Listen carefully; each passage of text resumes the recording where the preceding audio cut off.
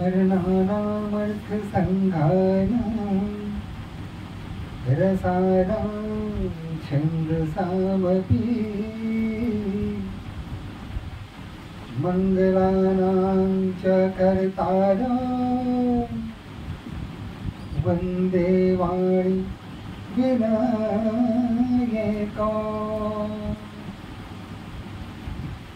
भवानी शंकरो बंधो श्रद्धा विश्वास रूपिणो याभ्यां विना न पश्यन्ति सिद्धाः स्वान्तः स्थमीश्वरम् वन्दे बोधमयं नित्यं गुरुं शङ्कररूपिणो यमाश्रितो हि वक्रगपि चन्द्रः सर्वत्र वन्द्यते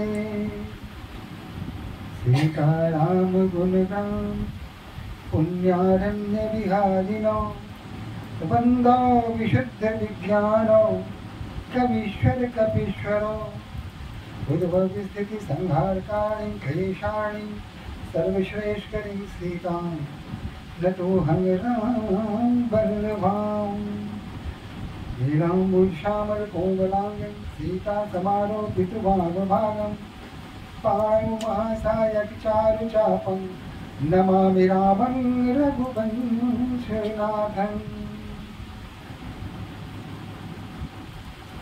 जय सुमिरत सिद्धि हो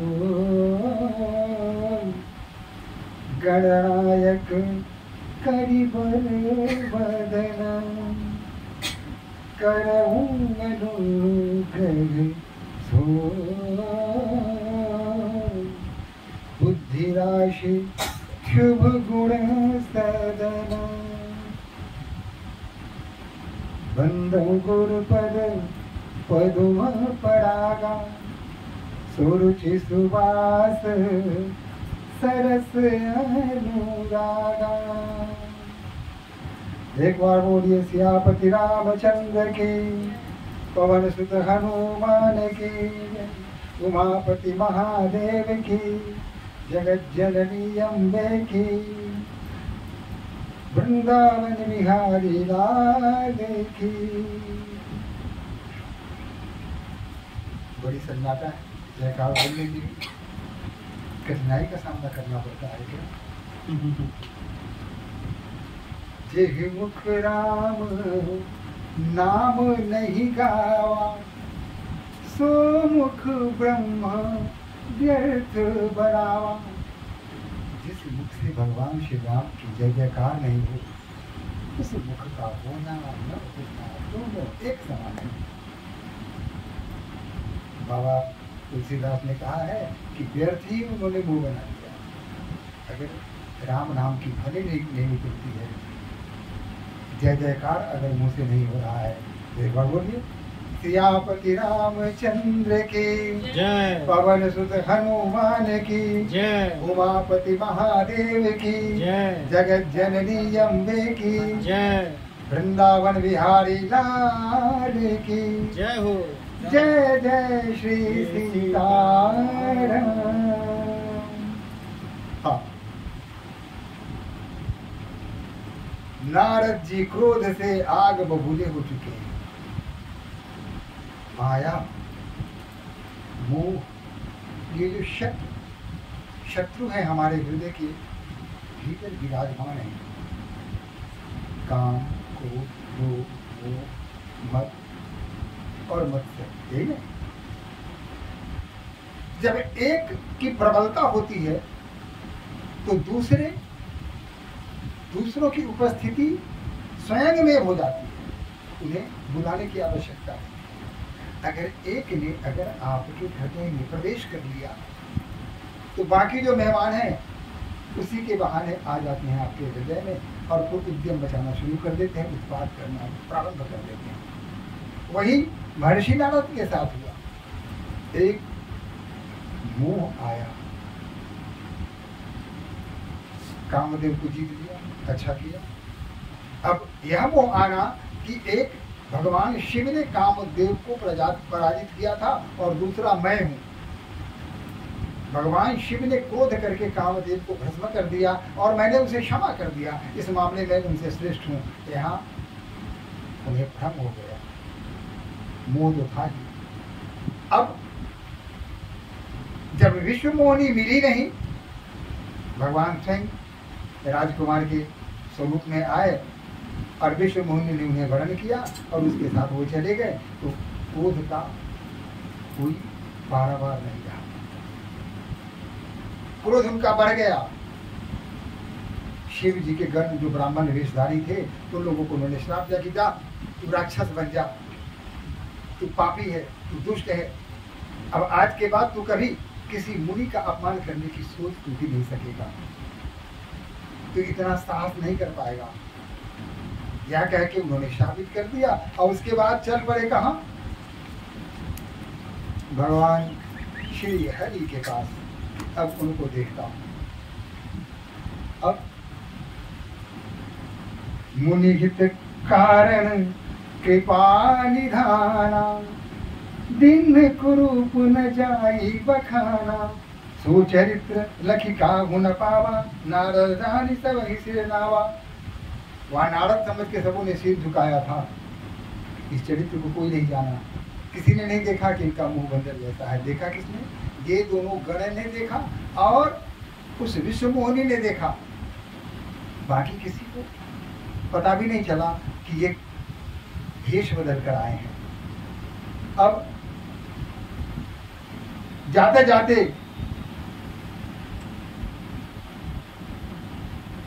उनके मन में भगवान श्री हरि के प्रति विभिन्न प्रकार की बातें आ रही हैं और एक तरह से दुर्वचन कर रहे हैं उनके लिए। कहा करही कोटि नारद ही सुनागी, नीक दिन्नी हरि सुंदरताई।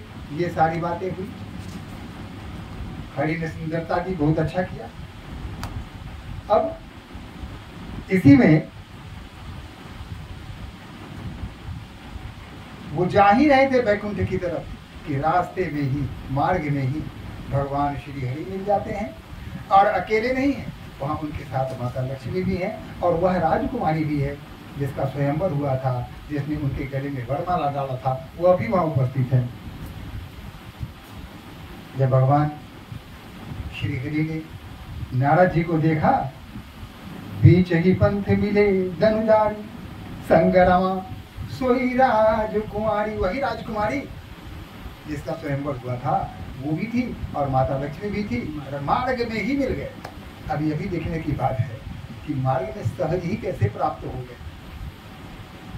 बैकुंठ में जाते, वीणा बजाते हुए जाते, वहां उनसे भेंट होती उनकी, लेकिन वहां जाने की आवश्यकता नहीं। उनकी इस यात्रा को सहज बनाते हुए भगवान श्री हरि रास्ते में ही उनको मिल गए। अब वहां अकेले नहीं थे, उनके साथ माता लक्ष्मी भी थी और वह कन्या भी थी, विश्व मोहिनी भी थी। अब बोले मधुर वचन सुरसाई, मीठे मीठे बोलने हमारे भगवान श्री हरि बोलते हैं। क्या कहते हैं?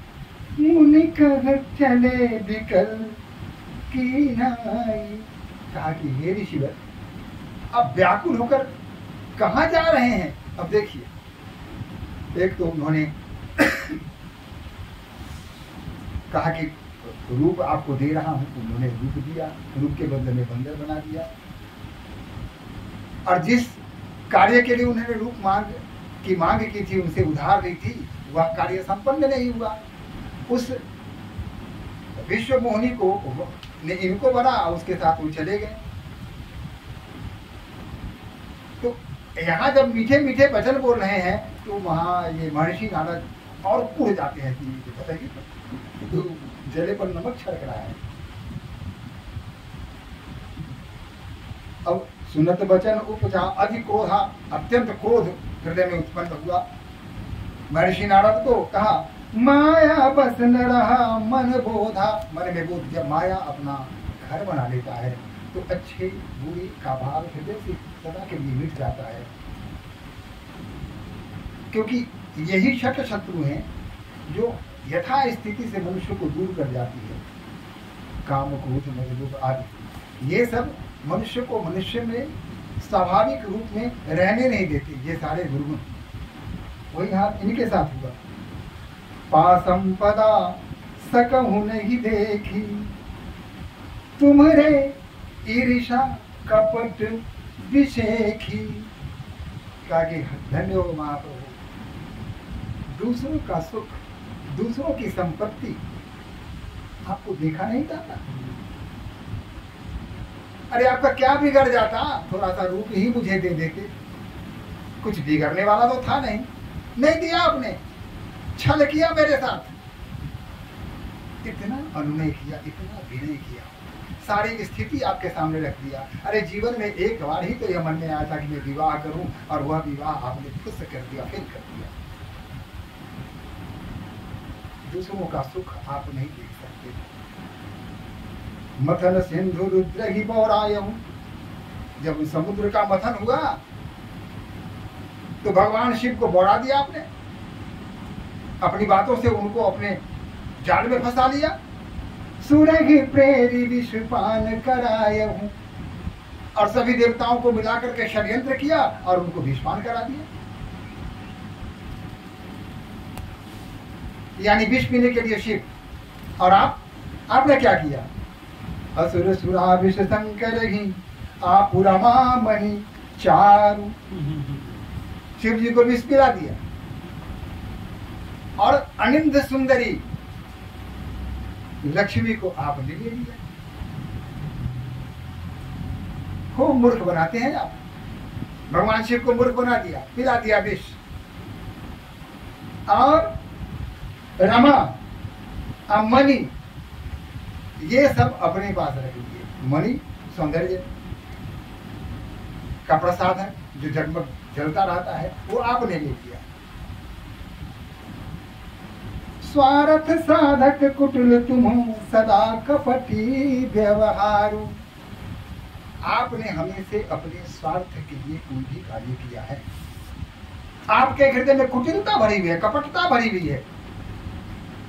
आप हमेशा सदैव दूसरों का अहित करते हैं। यही नहीं कहा परम स्वतंत्र न सिर पर को, आप तो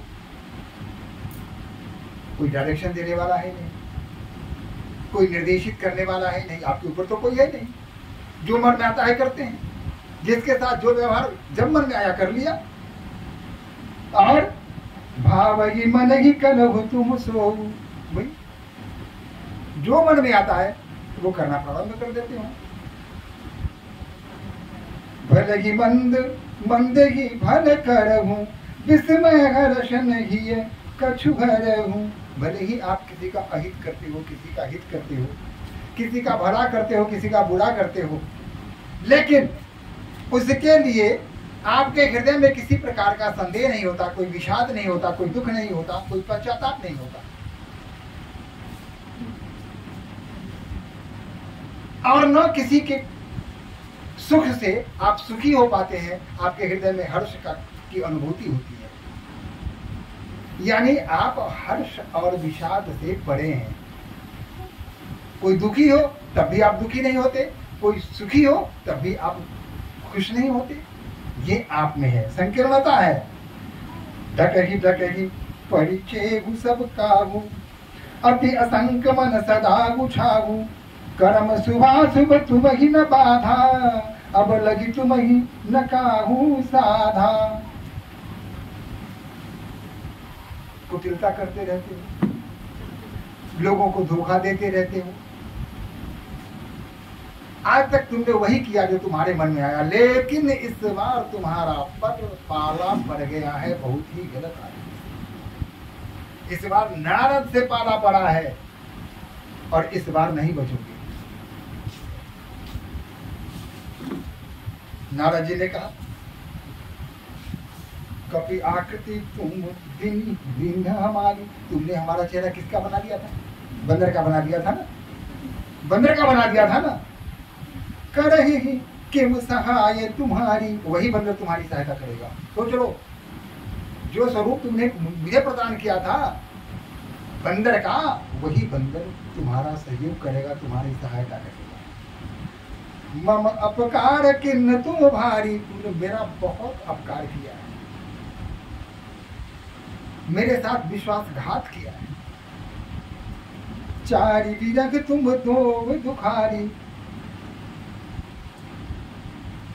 नारी के कारण, उस राजकुमारी के कारण मैं जो परेशान रहा, विरह की अग्नि में जलता रहा, तड़पता रहा, झुलसता रहा, तुमसे त्राण मांगने आया तो तुमने धोखा दिया, छल किया मेरे साथ। जाओ मैं शाप देता हूं, तुम भी उसी नारी की, अपनी नारी के लिए तुम ऐसे ही जंगल में भटकोगे, तड़पोगे, चिल्लाओगे। जैसे मैंने तड़पा वह तड़प तुम्हारी भी होगी, मैं भी नारी के लिए तड़पा, तुम भी नारी के लिए तड़पोगे। भगवान हरि सुनते रहे, मुस्कुराते रहे। अब आप शीस धरि हर्षिया, प्रभु बहु विनती की, निज माया के प्रबलता करश कृपा निधि। क्रोध ने कहा कि तुमने भ्रम से राजा का रूप धारण करके वह स्वयंवर सभा में आए थे ना, असली रूप में नहीं आए थे, मनुष्य रूप में आए थे, राजा का रूप धारण करके आए थे। जब विश्व मोहिनी ने तुम्हारे गले में वरमाला डाला था, तुम भी सामान्य राजा की तरह दुख सुख सहोगे, पृथ्वी पर आओगे। भगवान श्री हरि ने सर झुकाया, कहा कि सब स्वीकार है, और उनकी विनती की, उनकी प्रार्थना की, उनके सामने नतमस्तक हो गए हमारे भगवान श्री हरि। लेकिन तभी जो माया उन पर काम कर रही थी, उस माया को उन्होंने तुरंत हटा दिया। अब जब हरि माया दूर निवारी, नहीं तह रमा न राजकुमारी। जीव ही माया को उन्होंने हटाया, न वहां लक्ष्मी दिखी और न वह राजकुमारी, दोनों का वहां तो सिर्फ भगवान हरि खड़े हैं। तब मुनि मति सभी हरि चरणा, गहे पाही प्रणतारित हरणा। अब जब माया हट गया, सामने माया रूप में लक्ष्मी थी, माया के रूप में वो राजकुमारी थी, दोनों का अंतर ध्यान हो गया। तब उनको होश आया, अरे मैंने क्या कर दिया। भगवान श्री हरि के प्रति ऐसे ऐसे दुर्वचन मैंने कहे, सारी बातें उन्हें स्मरण हो आई। मैंने कितना बड़ा पाप कर दिया, कितना बड़ा अपराध कर दिया, उनका मैं विशुद्ध हो उठा। मृषा हो मम शाप की पाला, मम इच्छा कह दीन दयाला। कहा कि हे कृपाल, हे नाथ, मैंने जो आपको शाप दिया है वह व्यर्थ चला जाए, मेरी यही इच्छा है। भगवान नारद ने प्रार्थना की, विनती की, सर झुकाया, चरण वंदना करके कहा कि मेरी इच्छा है कि जो मैंने आपको शाप दिया, अहंकार वश, क्रोध वश, मोह वश, वह शाप वृथा जाए, व्यर्थ चला जाए, वह शाप आपको न लगे।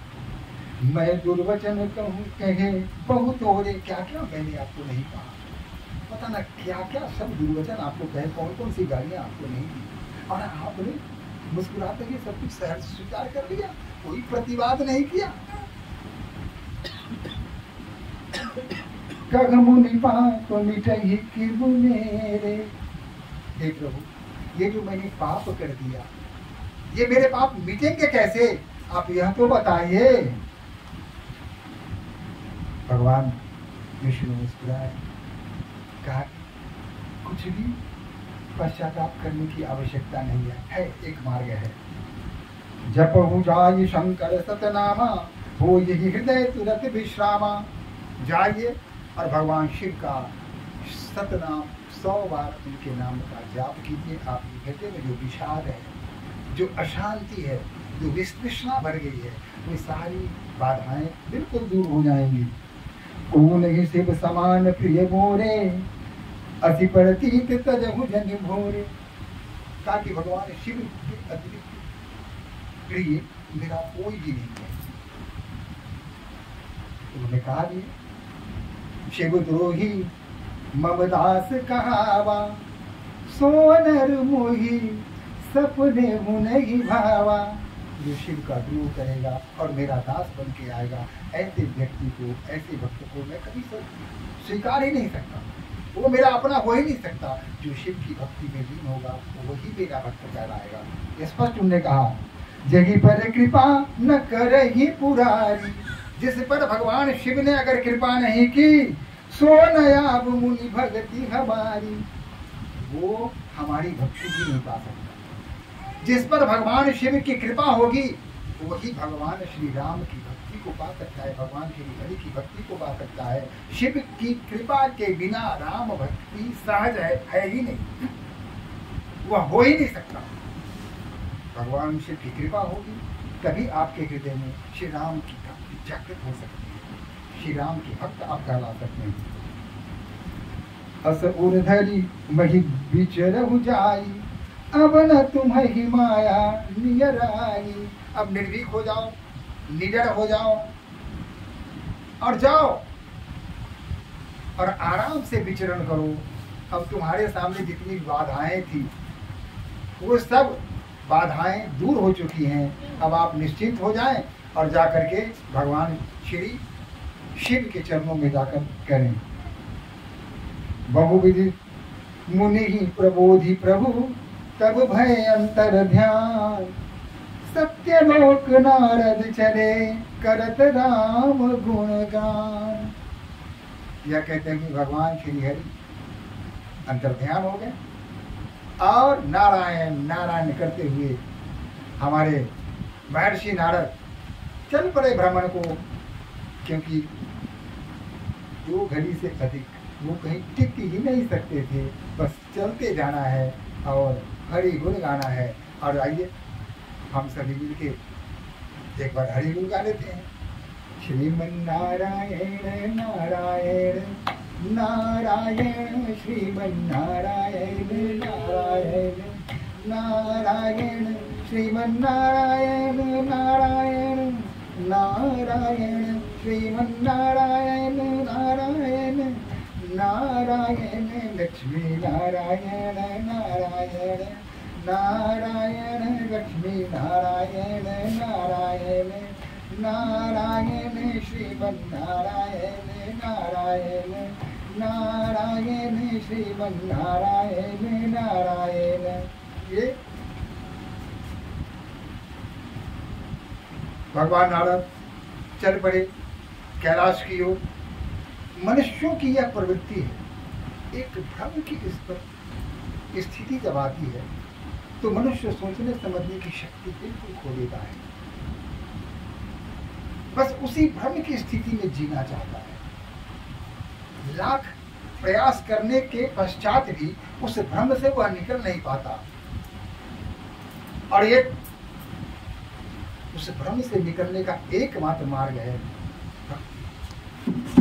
भगवान राम ही ऐसा कर सकते हैं कि उस भक्ति से निकाल सकते हैं। हमारे शिव ही उस भ्रम की स्थिति से बाहर निकाल सकते हैं, अगर उस भ्रम से हम निकलना चाहे तो।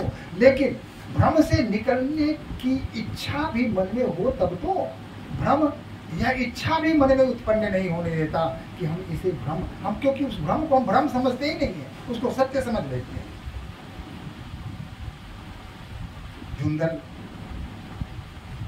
धुंधला प्रकाश हो, संध्या का समय हो, आप कहीं जा रहे हों और टेढ़ी मेरी रस्सी अगर कहीं दिख जाए तो आप उसे सांप समझ बैठते हैं, डर जाते हैं, क्षण के पीछे हट जाते हैं।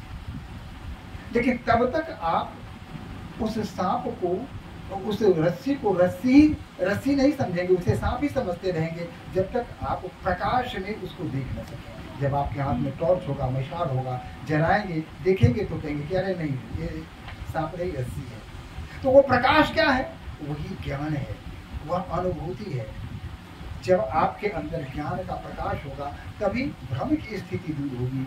जब तक ज्ञान का प्रकाश नहीं हो तब तक भ्रम दूर नहीं होगी। और ज्ञान कब आएगा? तब आएगा जब आप भक्ति की भावना से भरपूर होंगे, ईश्वर के प्रति आस्था होगी। वह मनुष्य चाहे लाख कुछ कर ले, अगर ईश्वर के प्रति उसका विश्वास नहीं है तो सब कुछ रहते हुए भी बस विश्व में अकेला है। पत्नी है, बच्चे हैं, सब कुछ है, घर है, संसार है, मोटर है, बंगला है, गाड़ी है, सब कुछ है।